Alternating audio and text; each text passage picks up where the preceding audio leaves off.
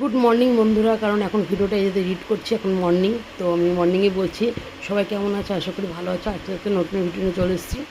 তো আমরা গিয়েছিলাম, ছেলের এক্সাম ছিল আর্টের, তো তরা স্কুলে প্রত্যেকবারই হয়, তো ওখানে চলে গেছি। এবার একটু অন্য সাইডে ছিল, মানে স্কুলের ভিতরেই কিন্তু একটু অন্য দিকে ছিল।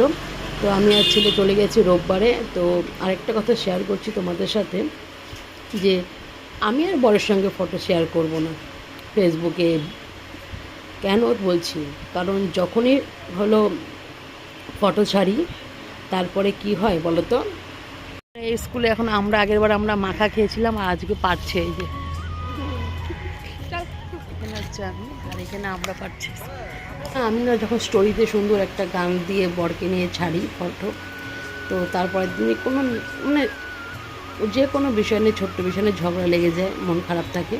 তো ভাবছি এরপর থেকে কোনো ফটো টটো আর বরের সঙ্গে কোনো স্টোরি, মানে স্টোরিতে কোনো সুন্দর গান দিয়ে এরকম ছাড়বো না, কারণ নজর কিন্তু খুব খারাপ জিনিস। আর এই যে তারপরের দিন গিয়েছিলাম মার্কেটে, এটা হচ্ছে তারপরের দিন ছিল রোববারের স্কুলে গেলাম, আর হচ্ছে সোমবারে মার্কেটে গেলাম। তো পার্লারে কিছু কেনাকাটা ছিল, আর আসার পথে বিধান মার্কেটে এতটা ভিড়, যেহেতু গণেশ চতুর্থী আছে, তো এর জন্য রাস্তাঘাট সুন্দর করে সেজে উঠছে। আর দেখো কত গণেশ ঠাকুর বসে আছে, আমার ভীষণ ভালো লাগলো, যার জন্য আমি আবার গিয়ে একটু ফটো ভিডিও করলাম। আর আমাদের শিলিগুড়িতে কিন্তু 3-4 বছর থেকে খুব ধুমধাম করে গণেশ পূজা হয়, আমরা দেখতে যাই, সব ভিডিওই তোমরা পেয়ে যাবে।